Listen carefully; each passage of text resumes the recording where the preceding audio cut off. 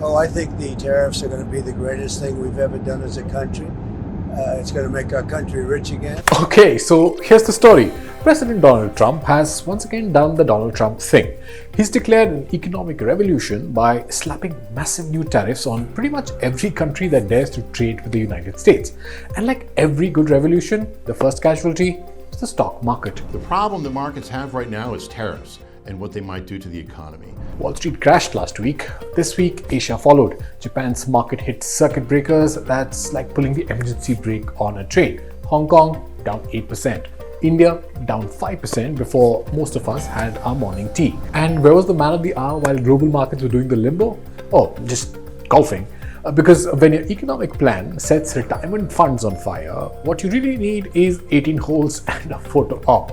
Now, let's be fair. Trump's team, his agriculture secretary, his economic advisors, even his treasury chief went full Avengers mode on Sunday TV. We're ending the unfair trade practices that have been hollowing out our middle class for decades. Meanwhile, big banks, JP Morgan, Barclays, Deutsche are saying, actually, no, this looks like a recession waiting to happen. Even Trump's own supporters are squirming.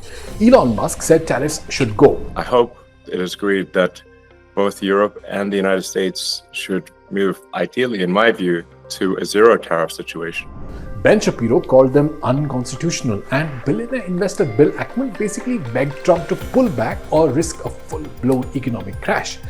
Back in Washington, a few Republicans, yes, Republicans, are now drafting bills to take away Trump's tariff powers, because apparently giving one guy the power to tax half the world is not the best idea in a democracy. Who knew? I think your question is so stupid. I think it's I don't want anything to go down. But here's where it gets weird. The logic behind these tariffs are a mess. Different rates for different countries. Even Lesotho, one of the poorest countries in the world, has a 50% tariff. Because, I don't know, they export diamonds and don't buy enough McDonald's. China has already hit back. Europe is getting ready, and guess who's in the line of fire? Not steel, not oil, it's Google, it's Meta, it's Apple. The tech giants that have been holding up the US stock market like Atlas balancing the earth. If the EU slaps tariffs on US digital services, that's a whole new trade war. And if global investors start losing faith in the US economy, even India gets dragged in because we're all wired into the same financial system.